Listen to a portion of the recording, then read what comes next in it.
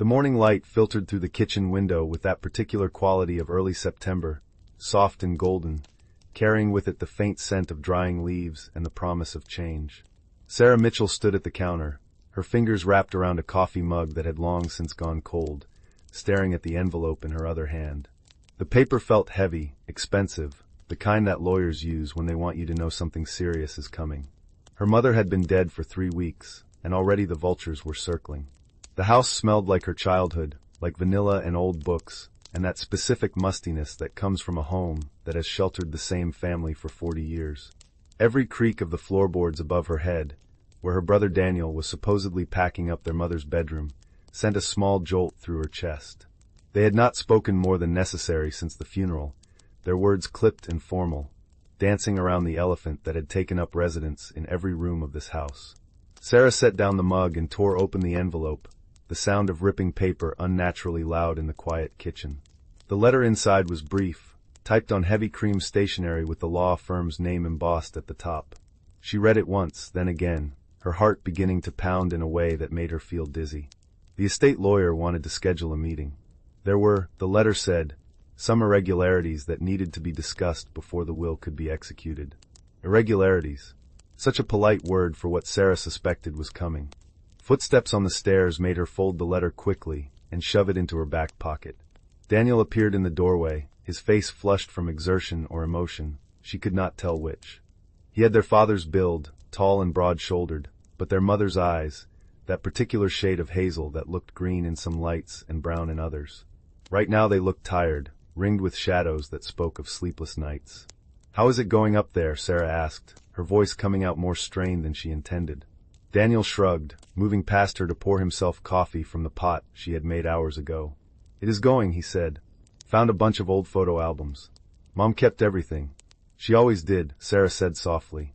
The silence that followed felt thick, oppressive, filled with all the things neither of them wanted to say.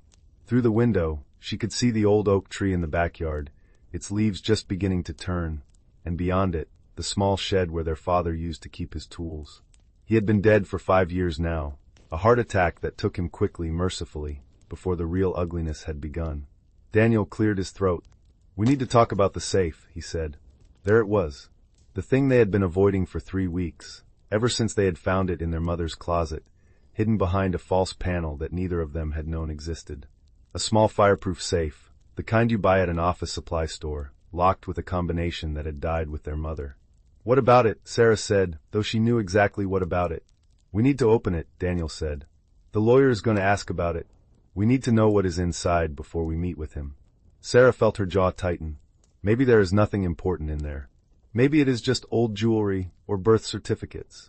Daniel turned to face her fully, setting his mug down with enough force that coffee sloshed over the rim.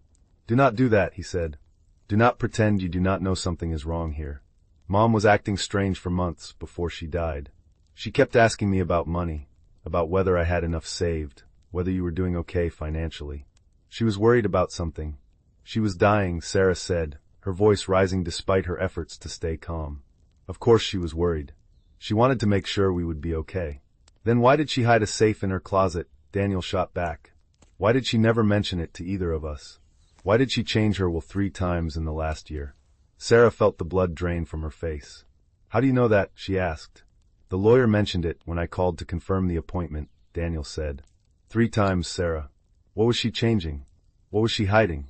The kitchen suddenly felt too small, too warm, the smell of old coffee turning sour in Sarah's nose. She moved to the window, pressing her forehead against the cool glass, watching a squirrel dart across the lawn.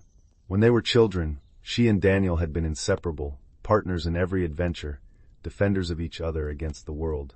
When had that changed? When had they become these careful strangers, circling each other with suspicion and unspoken accusations? "I will call a locksmith," she said finally. "We can have them come tomorrow." "Tonight," Daniel said. "I already called one. He will be here at 6. Sarah spun around. "You had no right to do that without asking me." "I am asking you now," Daniel said, his voice hard. "Or actually, I am telling you. This is happening tonight. If you do not want to be here for it, that is your choice." They stared at each other across the kitchen, and Sarah felt something crack inside her chest, some last fragile hope that they could get through this without destroying what little remained of their relationship. "Fine," she said. "Tonight." Daniel nodded once, sharply, and left the room. Sarah heard his footsteps heavy on the stairs, heard the door to their mother's bedroom close with a decisive click.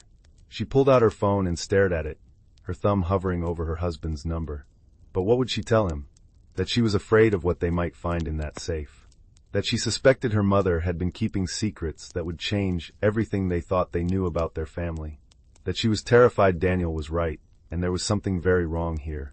She put the phone away and went to the living room, sinking onto the old floral couch that had been there since she was a teenager. The room was dim, curtains drawn against the afternoon sun, and it smelled like the lavender sachets her mother had kept in every drawer and closet. On the mantel above the fireplace, photographs chronicled their family's history. Sarah and Daniel as babies, gap-toothed and grinning. Their parents on their wedding day, young and impossibly hopeful. Family vacations to the beach, to the mountains, to Disney World. A whole life captured in silver frames, smiling faces frozen in moments of happiness. But photographs lie, Sarah thought. They show you what people want you to see, not what is really there. Not the arguments behind closed doors, not the tension at the dinner table, not the way her mother's smile had become strained in those last months, her eyes distant and worried. Sarah must have dozed off, because the next thing she knew, the doorbell was ringing and the light coming through the curtains had turned orange and slanted, the particular quality of early evening. She heard Daniel's footsteps coming down the stairs, heard him open the door, heard the low rumble of male voices in conversation. She stood and smoothed her clothes, running her fingers through her hair, trying to compose herself. When she entered the foyer, Daniel was standing with a man in his 50s, stocky and balding, wearing a polo shirt with a locksmith company logo embroidered on the chest.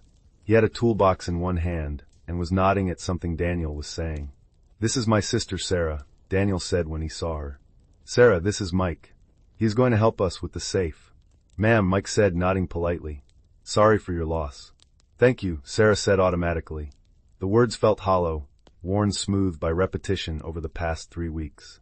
They climbed the stairs in single file, Mike in the lead, his toolbox clanking softly with each step. The second-floor hallway was narrow and dark, lined with more family photographs, and Sarah felt their eyes on her as she passed, all those frozen moments of a life that suddenly felt like a lie. Their mother's bedroom door stood open, and Sarah hesitated on the threshold.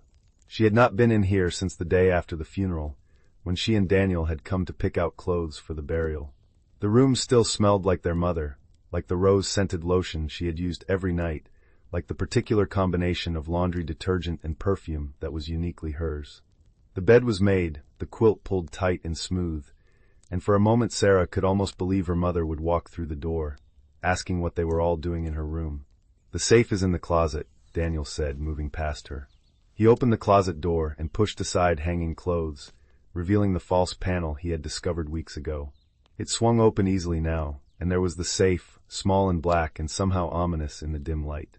Mike knelt in front of it, setting down his toolbox and pulling out various tools. "This should not take too long," he said. "These home safes, they are not designed to keep out professionals, just casual thieves. Give me maybe 20 minutes. Sarah and Daniel stood back, watching as Mike worked. The sound of metal on metal filled the room, punctuated by Mike's occasional muttered comments to himself. Sarah found herself holding her breath, her hands clenched into fists at her sides. Beside her, Daniel stood rigid, his jaw working like he was chewing on words he did not want to say. The minutes crawled by. Sarah's mind raced through possibilities, each one worse than the last. What if their mother had been in debt? What if there were secrets about their father, about his death, about things that happened before they were born? What if everything they thought they knew about their family was wrong?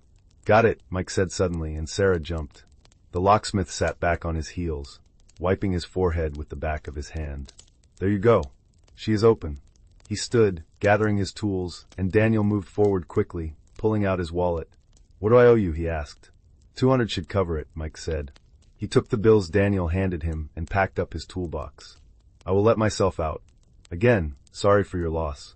His footsteps receded down the hallway, down the stairs, and then the front door opened and closed, leaving Sarah and Daniel alone with the open safe. Neither of them moved. The safe door hung ajar, darkness visible in the gap, and Sarah felt a wave of nausea roll through her stomach. "Do you want me to look?" Daniel asked quietly. No, Sarah said. We do it together.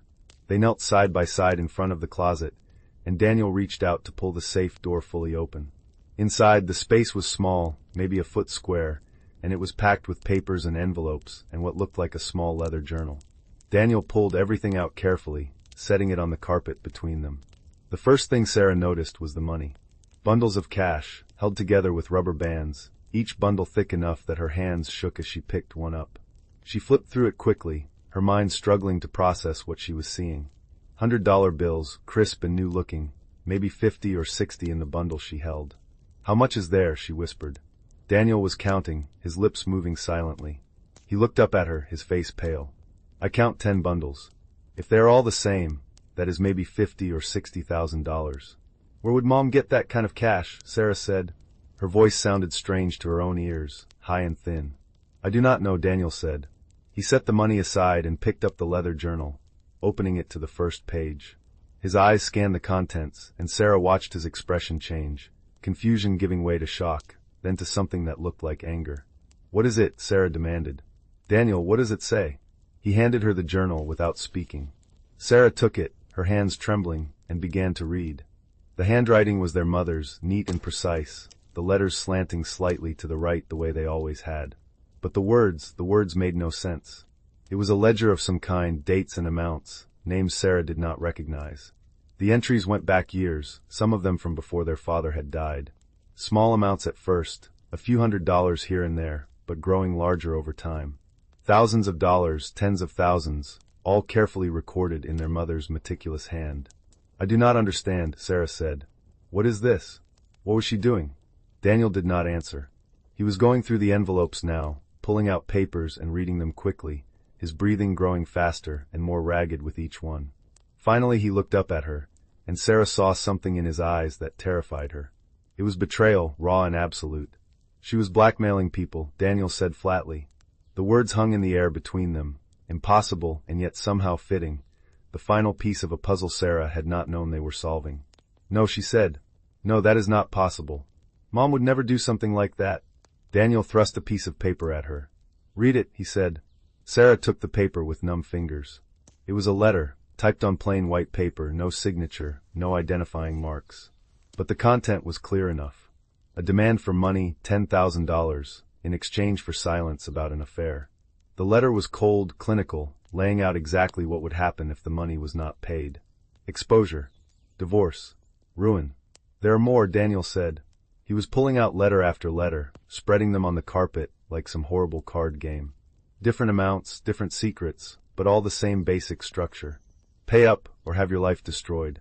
Sarah felt like she was falling, like the floor had opened up beneath her and she was tumbling into darkness. This could not be real. This could not be her mother, the woman who had baked cookies for school fundraisers, who had volunteered at the library, who had never missed a single one of their school plays or soccer games. But the evidence was right there in front of her, undeniable and damning. The money, the ledger, the letters. Years of systematic blackmail, carefully documented and hidden away. How, Sarah whispered. How did she even find out these things? How did she know people's secrets? Daniel picked up another envelope, this one thicker than the rest. He opened it and pulled out a stack of photographs. His face went white as he looked at them, and he quickly shoved them back in the envelope. I do not think we want to see those, he said, his voice shaking. But Sarah reached for the envelope anyway, some horrible compulsion driving her to know the full extent of what their mother had done. Daniel tried to pull it away, but she held on, and the photographs spilled out onto the carpet between them. They were surveillance photos, grainy and taken from a distance, but clear enough to see what they showed. People in compromising positions, people who were clearly not supposed to be together, people doing things they would not want anyone else to know about. Sarah recognized some of the faces. A local businessman who had always been friendly at church. A teacher from their old high school. A woman who worked at the bank downtown. Oh God, Sarah said. She felt bile rising in her throat and had to swallow hard to keep from being sick. Mom was following people. She was spying on them. For how long, Daniel said. He was going through the ledger again, flipping back to the earliest entries. Some of these go back almost 15 years. 15 years, Sarah. She was doing this while Dad was still alive. The implications of that hit Sarah like a physical blow. Had their father known? Had he been part of it? Or had their mother been living this double life, playing the role of devoted wife and mother while secretly destroying people's lives for money. "We have to go to the police," Sarah said. "We have to turn this in." Daniel looked at her like she had lost her mind. "Are you insane?" he said. "If we turn this in, Mom's name will be dragged through the mud. Everyone will know what she did. It will destroy her memory, destroy our family's reputation." "She destroyed other people's lives," Sarah shot back. "She was a criminal, Daniel. We cannot just pretend this did not happen." "She is dead," Daniel said, his voice rising. "She cannot hurt anyone else. What good does it do to expose this now? It will not help her victims. It will just create more victims. Us." Sarah stared at her brother, seeing him clearly for the first time in years. He was not thinking about justice or what was right. He was thinking about himself, about his reputation, about what people would say. And maybe, she thought with a sick feeling in her stomach, she was no better. Because part of her, a large part, wanted to shove everything back in the safe and pretend they had never found it. "What about the people she blackmailed?" Sarah said. "Do they not deserve to know she is dead, that they are free?" "They already know she is dead," Daniel said. "The obituary was in the paper. If they were being blackmailed, they have already figured out the payments can stop." "But the evidence," Sarah said. "The photographs, the letters. What if someone else finds them? What if they use them the same way Mom did?" "Then we destroy them," Daniel said. "We burn everything. The photos, the letters, the ledger. We keep the money, and we never speak of this again." Sarah felt something inside her recoil at the suggestion. Destroy evidence. Keep money that had been extorted from people. Become complicit in their mother's crimes. But what was the alternative? Expose everything and watch their family's name become synonymous with betrayal and cruelty. Watch their mother's memory be torn apart. Watch every good thing she had ever done be forgotten in the face of this ugliness. "I need time to think," Sarah said. She stood up, her legs shaky, and moved toward the door. "Sarah," Daniel called after her. "We need to decide this together." But Sarah was already in the hallway, already moving toward the stairs. She needed air, needed space, needed to be anywhere but in that room with the evidence of her mother's secret life spread out on the floor. She took the stairs too fast and stumbled on the last step, catching herself on the banister. The front door was right there, and she yanked it open, stepping out into the cool evening air. The sun had set while they were upstairs, and the street was dark except for the pools of light cast by street lamps.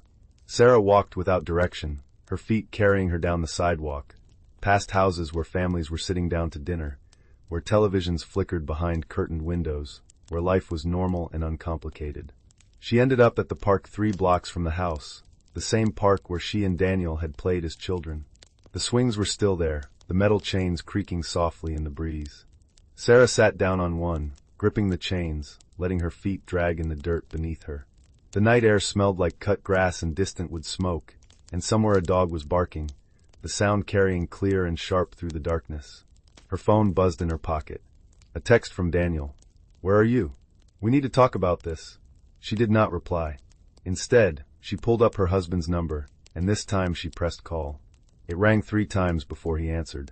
"Hey babe," Tom's voice was warm, familiar, the sound of home and safety. "How is it going over there? You sound upset." Sarah opened her mouth to tell him everything, to unburden herself of this horrible knowledge, but the words stuck in her throat. What would he think of her if he knew what her mother had done?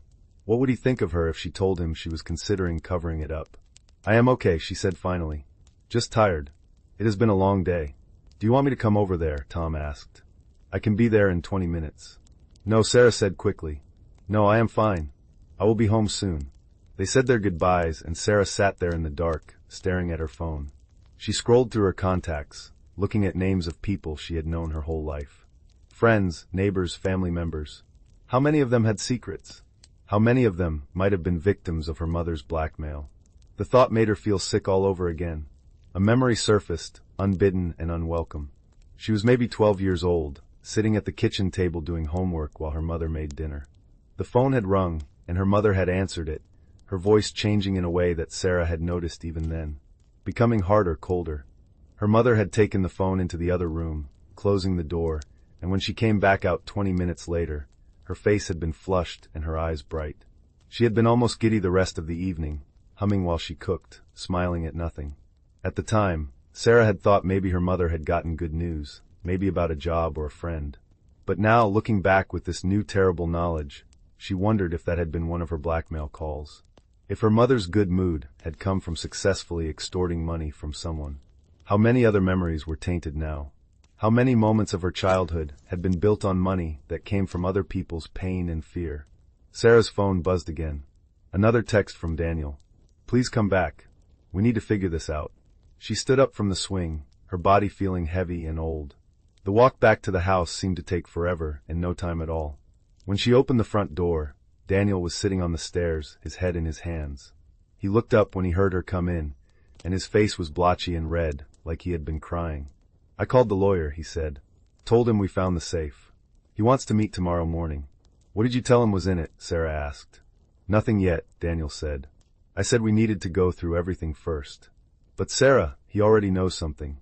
He kept asking if we had found any unusual financial records. I think Mom told him something before she died.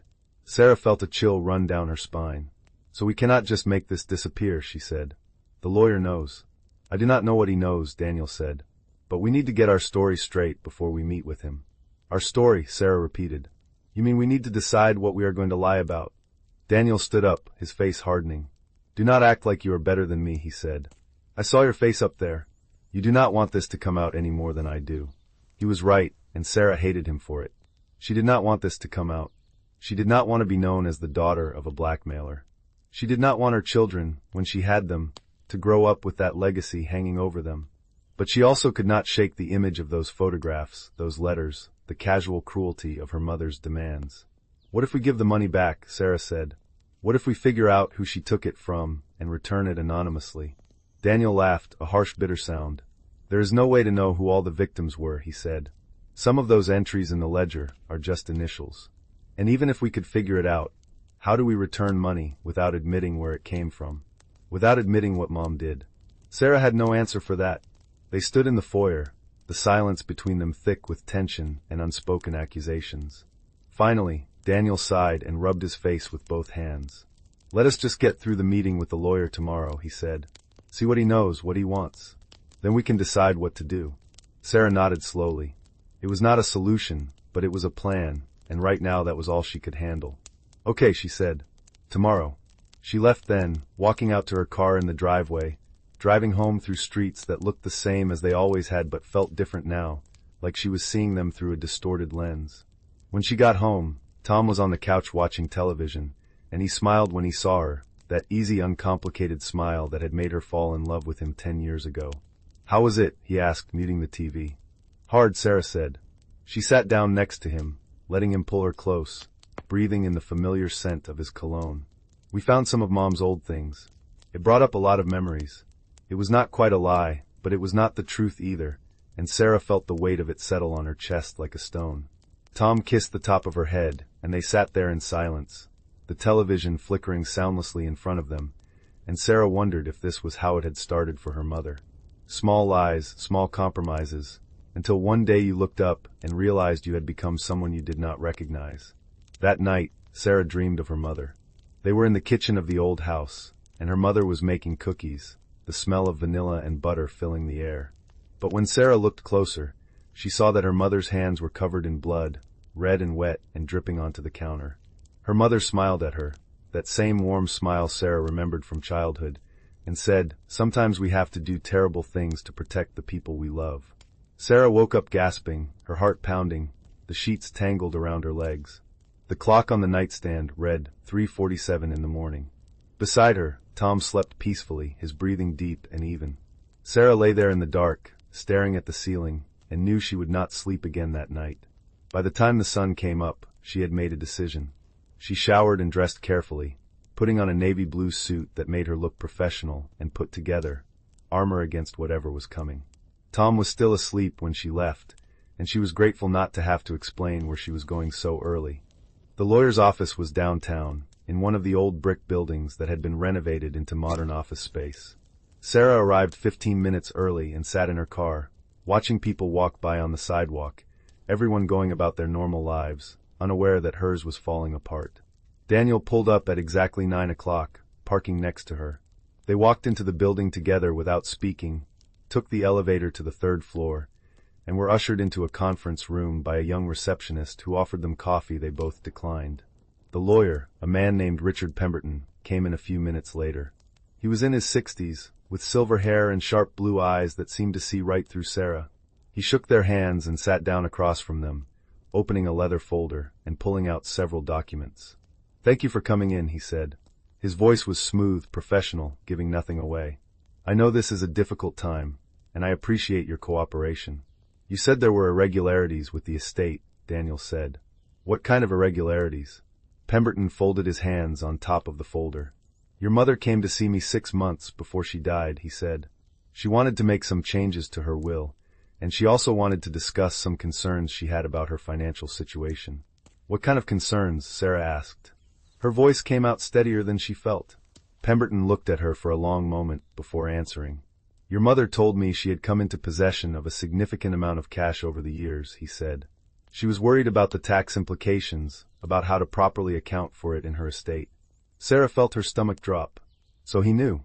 Or at least, he knew enough to be dangerous. "Did she tell you where the money came from?" Daniel asked. His voice was tight, controlled. "She said it was from a small business she had been running," Pemberton said. "Something she had kept separate from your father, for reasons she did not want to discuss. She was quite insistent that I not press her on the details." "A small business," Sarah repeated. The words tasted like ash in her mouth. Pemberton leaned back in his chair, his expression unreadable. "I am going to be frank with you both," he said. "I have been practicing law for 35 years, and I have seen a lot of things. When a client comes to me with a large amount of undocumented cash and refuses to explain where it came from, it raises red flags. I advised your mother to consult with a tax attorney, possibly to consider making some kind of disclosure to the IRS. She refused." "What did she want you to do?" Sarah asked. "She wanted me to help her distribute the money after her death in a way that would not raise questions," Pemberton said. "She had a list of people she wanted to receive anonymous payments. She was very specific about the amounts and the timing." He pulled a piece of paper from the folder and slid it across the table. Sarah and Daniel leaned forward to look at it. It was a list of names, maybe 20 of them, with dollar amounts next to each one. Sarah recognized some of the names from the ledger they had found in the safe. "I do not understand," Daniel said. "She wanted to give money back to these people." "That was my impression," Pemberton said, "though she never explicitly said that. She just said these people deserved compensation for pain they had suffered." Sarah felt tears prick at her eyes. Her mother had known what she had done was wrong. In the end, she had tried to make it right, or at least less wrong. But it was too little too late, and it did not change the years of damage she had caused. "Did you agree to do it?" Sarah asked. "To make the payments?" Pemberton shook his head. "I told her I could not be party to distributing funds of questionable origin without proper documentation and disclosure," he said. "I advised her again to consult with other attorneys, to consider coming clean about whatever she had been doing. She became quite upset and left my office. That was the last time I saw her." "So what happens now?" Daniel asked. "Now," Pemberton said, "I need to know what you found in that safe. Because if there is evidence of illegal activity, I have an ethical obligation to report it. And if there are funds that need to be accounted for in the estate, we need to determine their origin and handle them appropriately." Sarah and Daniel looked at each other. In that moment, Sarah saw her own fear and confusion reflected in her brother's eyes, and she felt a surge of the old connection they had shared as children. They were in this together, for better or worse. "We found cash," Sarah said slowly, "about $60,000. And we found records. A ledger, letters, photographs." "What kind of records?" Pemberton asked, though his tone suggested he already knew. "Evidence of blackmail," Daniel said flatly. "Mom was blackmailing people. For years. Maybe decades." Pemberton closed his eyes briefly, and when he opened them, he looked older, tired. "I was afraid of that," he said quietly. "When she came to me with that list, with her insistence on anonymity and her refusal to explain the money, I suspected something like this." "What do we do?" Sarah asked. Her voice broke on the last word, and she felt a tear slide down her cheek. She wiped it away angrily. "We do not want to protect what she did, but she is our mother. We do not want her memory destroyed." Pemberton was quiet for a long moment, his fingers drumming softly on the folder. Finally, he spoke. "Legally, I should advise you to turn everything over to the police," he said. "But I am also aware that your mother is dead, and prosecution is impossible. The question becomes, what serves justice best? Exposing crimes that cannot be punished, or trying to make amends to the victims?" "You think we should give the money back?" Daniel said.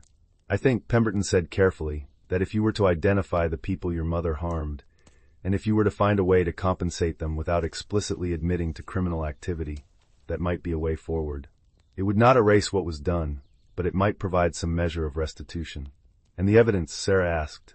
The photographs, the letters, should be destroyed, Pemberton said firmly.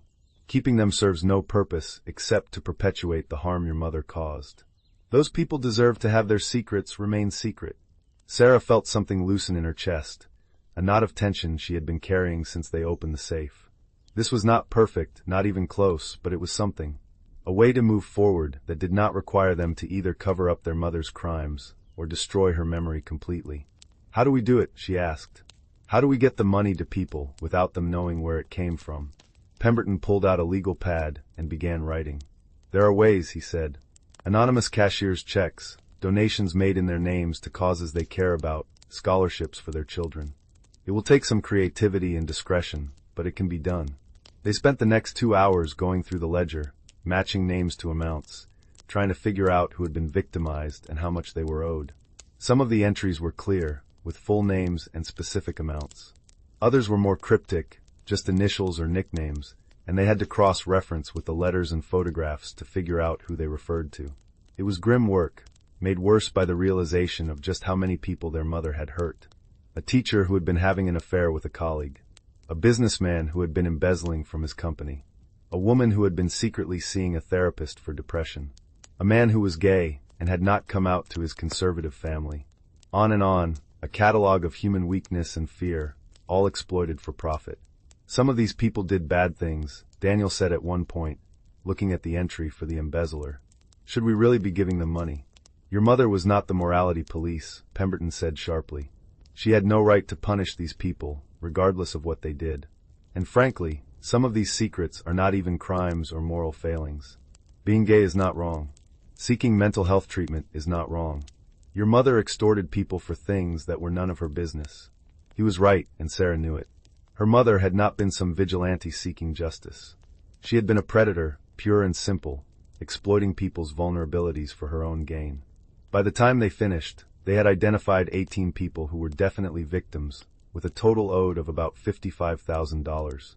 The remaining $5,000, they decided, would go to a local charity that helped victims of crime. Pemberton agreed to handle the distributions, using his firm's resources to ensure anonymity. It would take time, he warned them, maybe several months to do it properly, and there would be fees for his services, which Sarah and Daniel agreed to split. What about the will? Daniel asked as they were preparing to leave. You said Mom changed it multiple times. Pemberton pulled out another document. The final version is actually quite straightforward, he said. She left the house and all her possessions to be split equally between you two. There is a small life insurance policy, about $50,000, also split equally. And there is one other bequest. He slid the document across the table. Sarah leaned over to read it, and her breath caught in her throat. I leave to my children my deepest apologies, the clause read. I have done things I am not proud of, things that will hurt you when you discover them. I hope you can forgive me, and I hope you will be better than I was. Use what I have left you to make things right. Sarah felt tears streaming down her face now, hot and unchecked. Her mother had known they would find out, had known what it would do to them, and she had been too much of a coward to tell them herself, to explain or apologize while she was still alive. Daniel was crying too, silent tears running down his cheeks. They sat there in the lawyer's office, two grown adults weeping for the mother they thought they had known, for the innocence they had lost, for the complicated mess of love and betrayal that family always turned out to be. Pemberton quietly left the room, giving them privacy. When he returned 10 minutes later with a box of tissues, they had composed themselves enough to finish the meeting. They signed papers, agreed on timelines, shook hands. And then they walked out into the bright morning sunshine, blinking like people emerging from a cave. They stood on the sidewalk outside the building, neither quite ready to leave, neither knowing what to say. Finally, Daniel spoke. I am sorry, he said, for yesterday, for trying to push you into covering this up. You were right.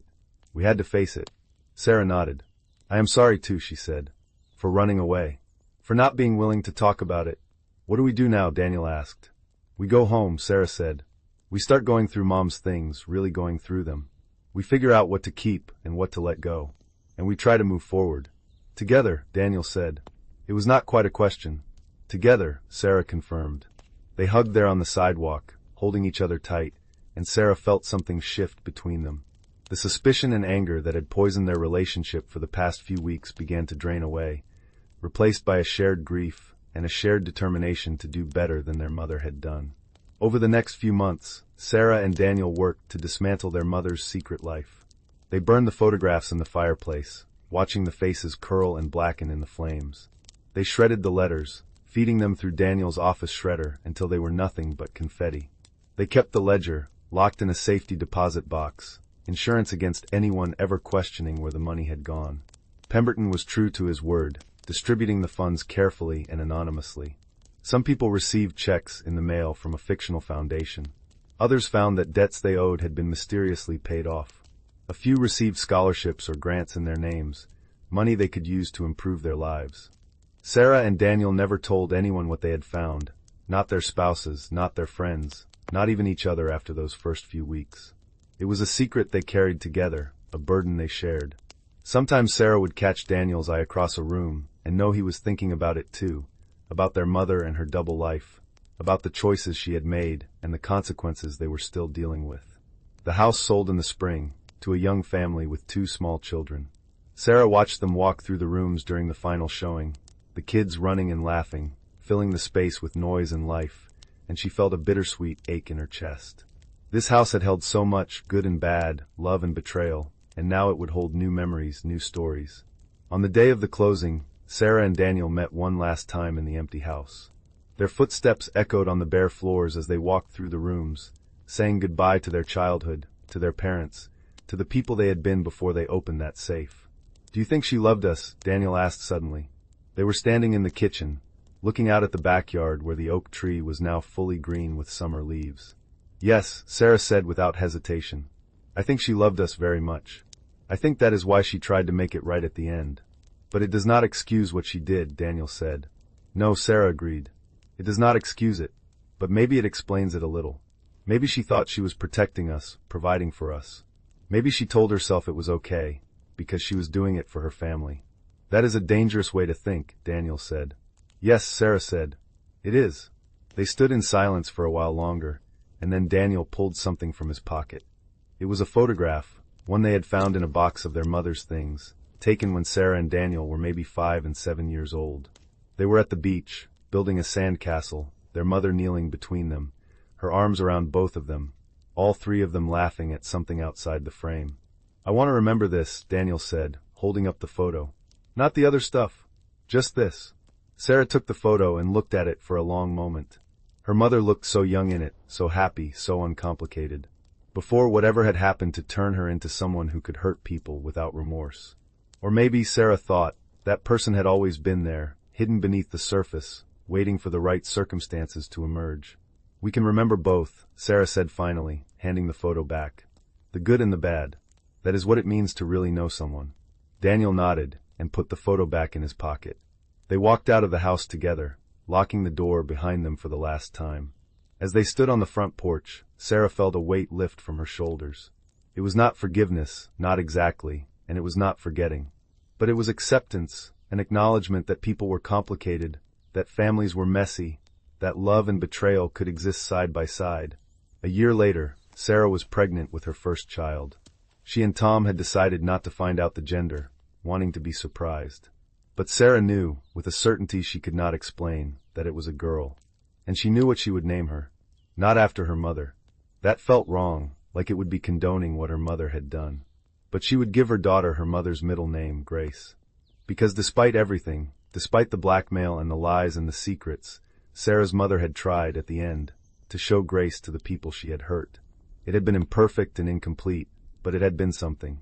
Sarah was folding baby clothes in the nursery when Daniel called. She had not heard from him in a few weeks, both of them busy with their own lives, but they talked regularly now, more than they had in years. The shared secret had brought them closer, made them appreciate each other in a way they had not since childhood. "I got a letter today," Daniel said without preamble, "from one of the people on Mom's list." Sarah's heart skipped a beat. "How do they know it was from us?" she asked. "They do not," Daniel said. "That is the thing. The letter was thanking the anonymous foundation that had paid off their medical debt. They said it saved their life, literally. They had been considering suicide because they could not see a way out of the financial hole they were in. Sarah sat down heavily in the rocking chair by the window, her hand on her swollen belly. "Oh," she said softly. "The letter was forwarded to me by Pemberton," Daniel continued. "He thought I should see it. He said a few other people have sent similar letters, thanking whoever helped them, saying it changed their lives." Sarah felt tears welling up, the pregnancy hormones making her more emotional than usual. "That is good," she said. "That is really good." "It does not make what Mom did okay," Daniel said. "No," Sarah agreed. "But maybe it makes what we did okay. Maybe we did the right thing." "I think we did," Daniel said. "And Sarah, I have been thinking, when your baby is born, I want to be a good uncle. I want to be there for them, really there. Not like how we were with each other for so long, distant and careful. I want them to know family can be complicated, but it is still worth fighting for." Sarah smiled through her tears. "I want that too," she said.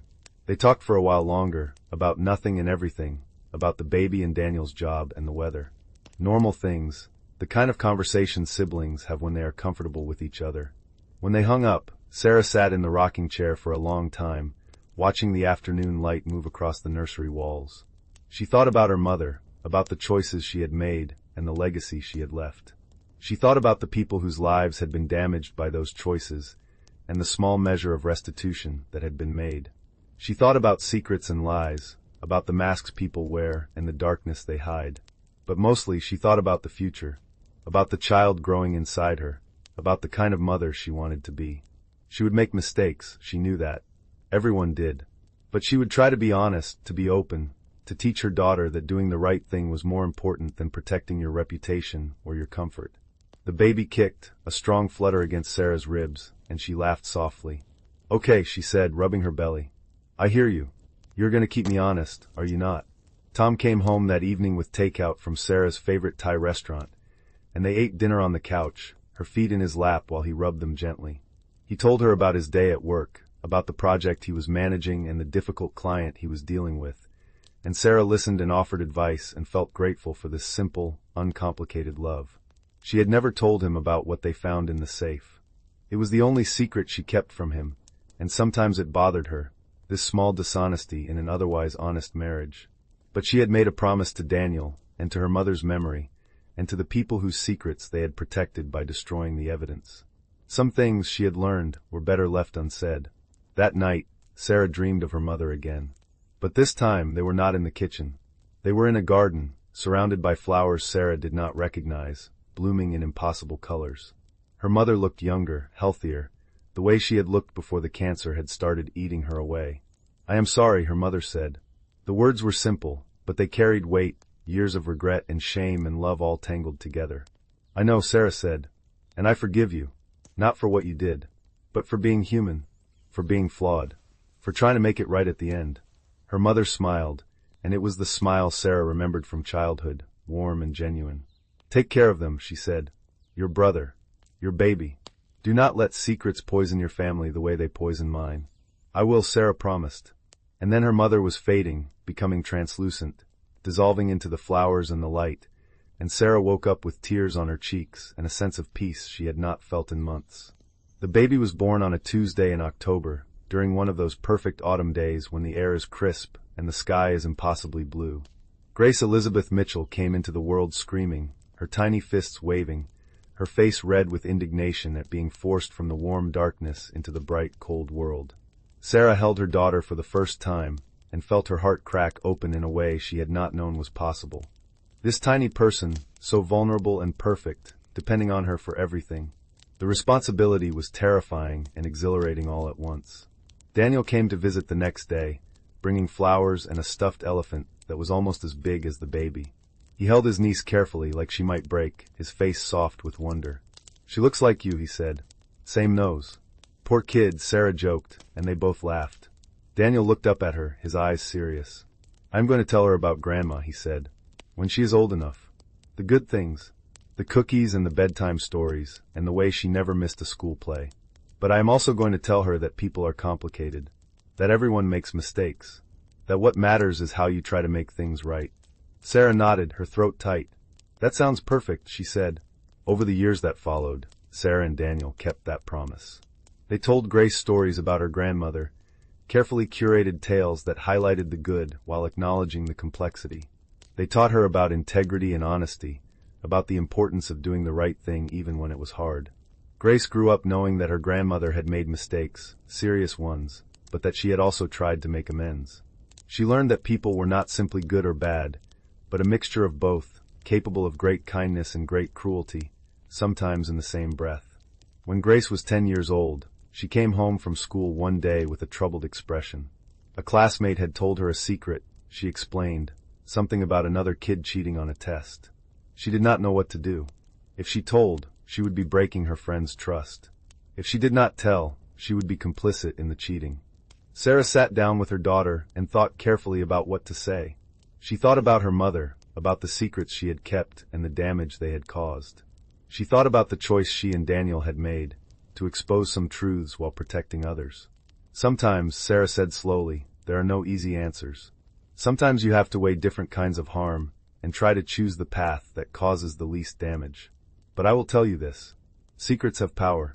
They can protect people, but they can also hurt them. You have to think about why you are keeping a secret. Is it to protect someone from unfair harm, or is it to protect yourself from consequences? Grace thought about this for a long moment. I think, she said finally, I need to talk to my friend first. Tell them they should come clean about the cheating. And if they will not, then I will have to tell. That sounds like a good plan, Sarah said, pulling her daughter close. I am proud of you for thinking it through. That night, after Grace was in bed, Sarah called Daniel and told him about the conversation. He laughed softly. She is going to be okay, he said. Better than okay. She is going to be the kind of person who does the right thing. I hope so, Sarah said. God, I hope so.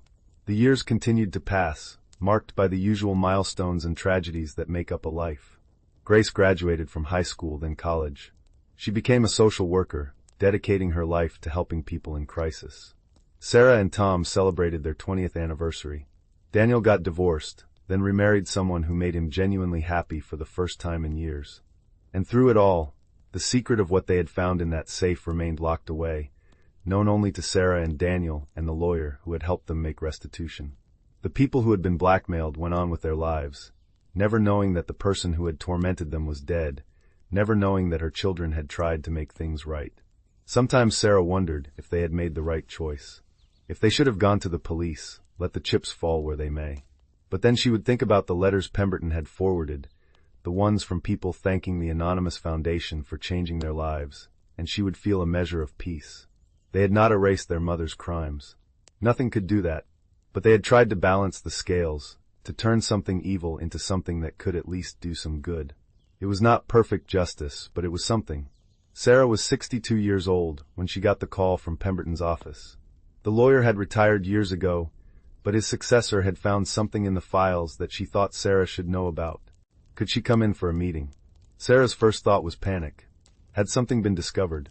Was the secret finally coming out after all these years? But the lawyer's tone had been calm, even warm, and Sarah forced herself to breathe slowly as she drove downtown to the office. The new lawyer, a woman named Jennifer Chun, greeted her with a firm handshake and led her to the same conference room where Sarah had sat with Daniel and Pemberton all those years ago. The room had been redecorated, the furniture updated, but Sarah still felt a ghost of that old anxiety as she sat down.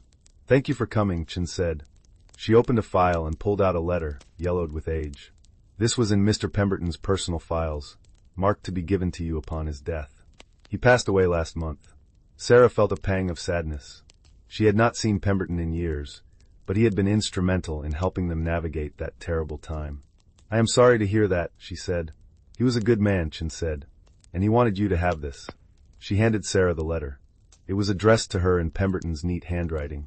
Sarah opened it with trembling fingers and began to read. Dear Sarah, the letter began. If you are reading this, I have passed on, and I hope you have lived a good life in the years since we worked together. I wanted you to know that I have followed the outcomes of the restitution we made, as much as I was able. Of the 18 people we identified as victims, 16 went on to significantly improve their lives. The money we returned helped them pay off debts, start businesses, get medical treatment they needed. 2 of them used the funds to go back to school and completely change their careers. One woman told me, not knowing I had any connection to the money, that an anonymous gift had saved her from homelessness and given her a second chance at life. I tell you this not to absolve your mother of what she did, but to let you know that your choice to make restitution, rather than simply destroy the evidence, made a real difference. You and your brother took a terrible situation and found a way to create some good from it. That takes courage and integrity. I also want you to know that I never told anyone about what we did. Your secret is safe with me, and it will die with me. But I hope you have found a way to make peace with it, to integrate it into your understanding of your family and yourself. We are all more than the worst things we have done, and we are all more than the worst things our parents did. You get to decide who you are and what kind of legacy you leave. With respect and admiration, Richard Pemberton. Sarah read the letter 3 times, tears streaming down her face. Chun quietly pushed a box of tissues across the table and waited, giving Sarah the space to process. Finally, Sarah looked up. "Thank you," she said, her voice thick. "Thank you for giving me this." "Of course," Chun said. "Mr. Pemberton spoke very highly of you. He said you were one of the bravest clients he ever had." Sarah laughed through her tears. "I did not feel brave," she said. "I felt terrified." "That is usually when bravery matters most," Chun said gently. Sarah left the office with the letter carefully folded in her purse. She sat in her car for a long time, staring out at the street, watching people go about their lives. Then she pulled out her phone and called Daniel. He answered on the second ring. "Hey, what is up?" "Pemberton died," Sarah said. "His successor just gave me a letter he left for us." She read him the letter over the phone, her voice breaking in places. When she finished, there was a long silence on the other end. "We did the right thing," Daniel said finally. His voice was rough with emotion. "I have always wondered, always second-guessed. But we did the right thing." "Yes," Sarah said. "We did." That evening, Sarah showed the letter to Tom. It was time, she decided. After all these years of keeping this secret, it was time to share it with the person she had built her life with. She told him everything, about the safe and the blackmail, and the choice they had made to try to make restitution. Tom listened without interrupting, his face grave. When she finished, he was quiet for a long moment. Then he reached out and took her hand. "That must have been incredibly hard," he said. "Carrying that all these years." "It was," Sarah admitted. "But it also made me who I am. It taught me about complexity, about the fact that people are not simple. It made me a better mother, I think. More honest with Grace about the fact that life is messy and choices are hard." Tom squeezed her hand. "I wish you had told me sooner," he said. "But I understand why you did not. And for what it is worth, I think you and Daniel made the right call." Sarah felt a weight lift that she had not even realized she was still carrying. "Thank you," she said. "That means more than you know." She called Grace that night too, and told her the whole story. Grace was 32 now, married with a child of her own, and Sarah thought she was old enough to know the truth about her grandmother. Grace listened carefully, asking questions here and there, processing the information. When Sarah finished, Grace was quiet for a moment. "I'm glad you told me," she said finally. "It explains some things. The way you and Uncle Daniel always emphasized honesty and integrity. The way you taught me that people are complicated." "Are you angry?" Sarah asked. "That I kept this from you for so long?" "No," Grace said. "I understand why you did. And honestly, I am proud of you and Uncle Daniel. You found out something terrible, and you did not run from it. You faced it, and you tried to make it right. That takes real strength." Sarah felt tears welling up again. "When did you get so wise?" she asked. "I learned from the best," Grace said warmly. After they hung up, Sarah sat in the quiet of her living room, Tom beside her on the couch, and felt a sense of completion she had not known she was seeking. The secret was out, at least to the people who mattered most. And the sky had not fallen. Her family still loved her. The world kept turning. She thought about her mother, dead now for over 30 years, and tried to imagine what she would think of how things had turned out. Would she be grateful that her children had tried to make amends for her crimes? Would she be ashamed that they had discovered her secret life? Would she be proud of the people they had become despite, or perhaps because of, what they had learned about her? Sarah would never know the answers to those questions. But she had made her peace with that uncertainty. Her mother had been a complicated person who had done terrible things, and had also loved her children fiercely. Both things could be true at the same time.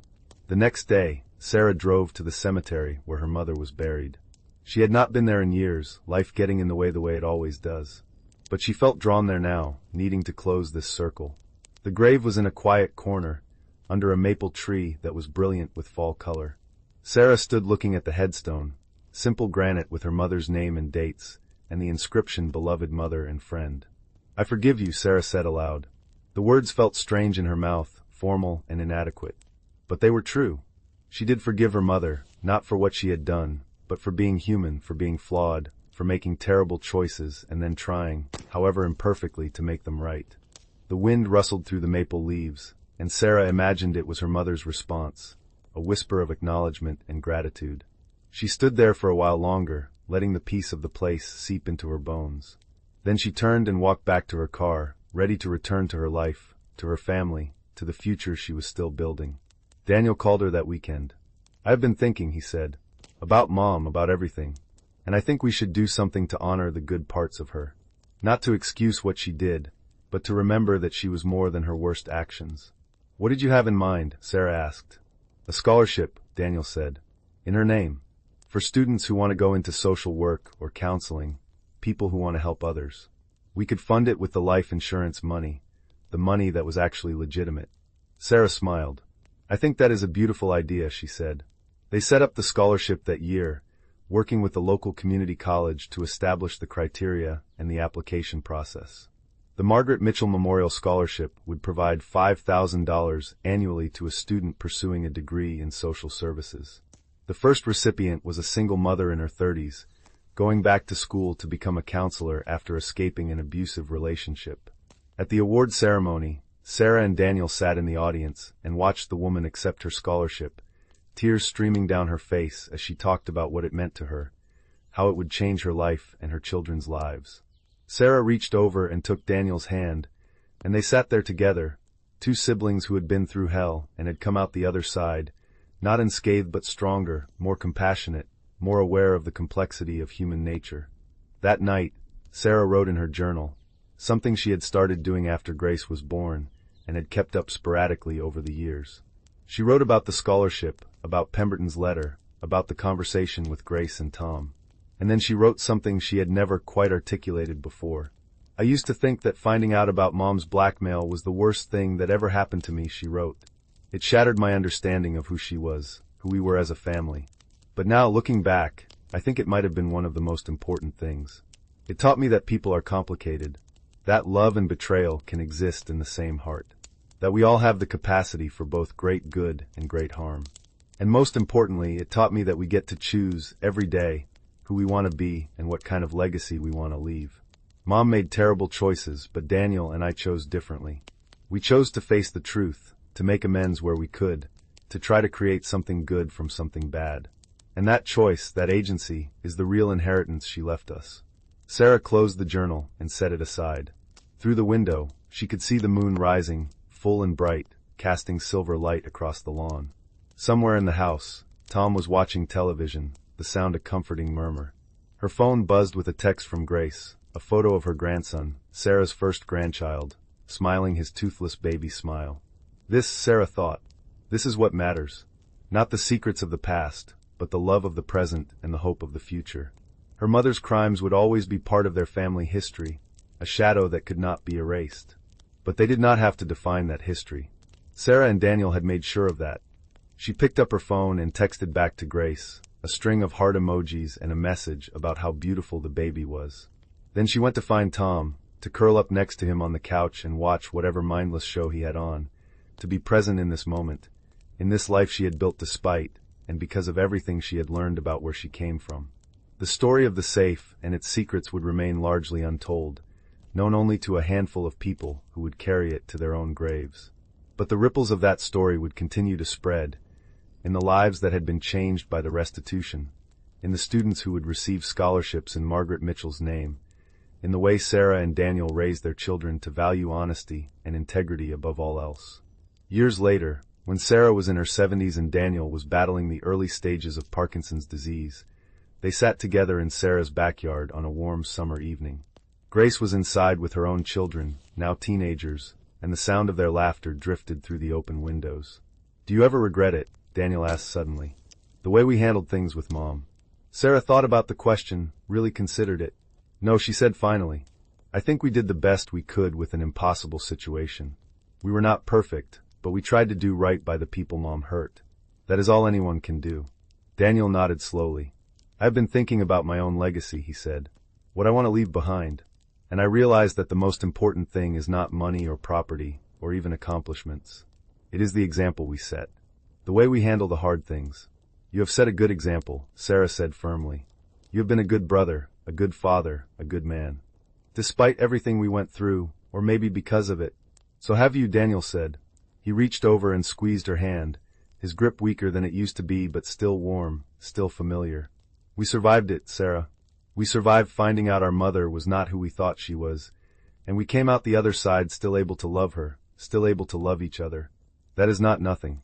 No, Sarah agreed. That is not nothing. They sat in comfortable silence as the sun set, painting the sky in shades of orange and pink and purple. Sarah thought about all the years that had passed since that September day when she had stood in her mother's kitchen and opened the lawyer's letter. All the choices they had made, all the consequences they had lived with, all the ways they had tried to be better than their worst impulses. She thought about the people whose lives had been changed by the restitution, people who would never know that Margaret Mitchell's children had tried to make amends for her crimes. She thought about the students who had received scholarships, who had gone on to help others in turn, creating ripples of good that spread far beyond what Sarah and Daniel could see or measure.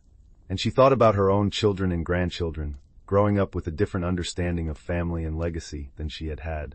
They knew that people were complicated, that mistakes could be made and amends could be attempted, that love was not simple or easy, but it was worth fighting for. The screen door opened and Grace came out, carrying 2 glasses of lemonade. I thought you two might be thirsty, she said, handing them the glasses. Thank you, sweetheart, Sarah said. She patted the chair next to her. Sit with us for a minute. Grace sat, and the 3 of them watched the last of the sunset fade into twilight. Inside, the teenagers were arguing about what movie to watch, their voices rising and falling in the familiar rhythm of sibling conflict. They're good kids, Daniel said. You did a good job with them, Grace. We all did, Grace said. She looked at Sarah and Daniel with affection. I learned from the best. You taught me that family is not about being perfect. It is about showing up, even when things are hard. Especially when things are hard. Sarah felt her eyes fill with tears, the way they did so easily these days. That is all we ever wanted, she said. To break the cycle. To be honest with you in a way our mother was not honest with us. You did that, Grace said firmly. And more. You taught me that we are not defined by our parents' mistakes. We get to choose who we want to be. As darkness fell and the fireflies began to emerge, blinking their soft lights across the lawn, Sarah felt a deep sense of gratitude. Not for the easy things, but for the hard ones. For the safe and its terrible secrets. For the choice she and Daniel had made to face the truth rather than hide from it. For all the difficult conversations and painful realizations that had ultimately made them stronger, more compassionate, more fully human. Her mother had left them a complicated legacy, one that included both love and betrayal, both kindness and cruelty. But Sarah and Daniel had taken that legacy and transformed it, using it as a foundation to build something better. They had chosen honesty over comfort, restitution over concealment, growth over stagnation. And in doing so, they had created their own legacy, one that their children and grandchildren would carry forward. A legacy of facing hard truths, of making amends when possible, of understanding that people are complex, and that love can coexist with disappointment and anger and grief.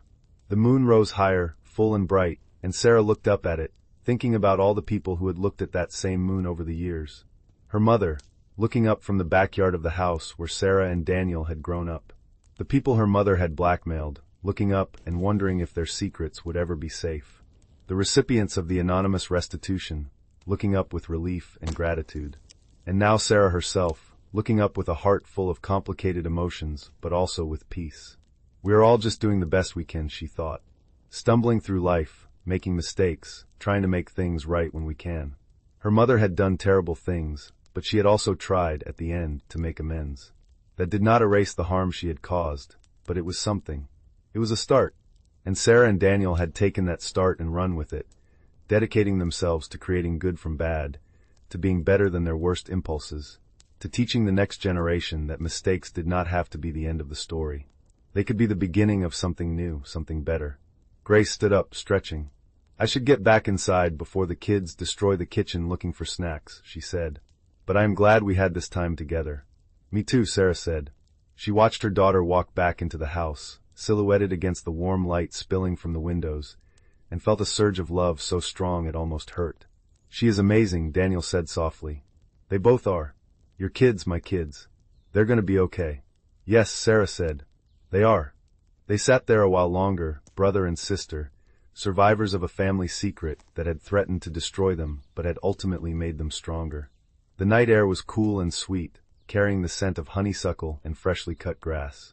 Somewhere in the distance, a train whistle blew, long and mournful, and Sarah thought about journeys, about destinations, about the long road they had traveled from that day they opened the safe to this moment of peace and acceptance. It had not been an easy road. There had been tears and arguments, sleepless nights and difficult choices. There had been moments when Sarah had wanted to give up, to pretend she had never found out the truth about her mother. But she had not given up, and neither had Daniel. They had faced the truth together, and in doing so, they had found a way to honor both the good and the bad in their family history. As they finally stood to go inside, Sarah took one last look at the night sky, at the stars scattered across the darkness like diamonds on velvet. She thought about her mother, wherever she was, whatever came after death. And she sent out a silent message, a final word across the void. I forgive you, she thought, and I hope you have found peace. We have found ours, Daniel and I. We took what you left us, the good and the bad, and we made something worthwhile from it. We broke the cycle. We chose differently. And that, in the end, is the best any of us can do. She turned and walked into the house, into the warmth and light and noise of her family, leaving the past behind in the darkness where it belonged. The safe and its secrets were gone, destroyed or distributed, transformed from instruments of harm into opportunities for healing. The story was over, but the legacy continued, not in the crimes that had been committed, but in the choices that had been made in response to those crimes.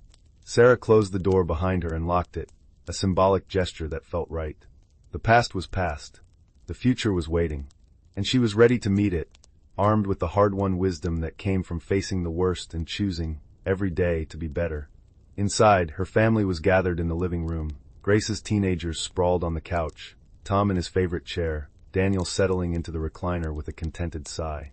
They were watching some comedy, and the room was filled with laughter, genuine and warm and uncomplicated. Sarah stood in the doorway for a moment, taking it all in, memorizing this scene of ordinary happiness. This was what mattered. Not the secrets of the past, but the love of the present.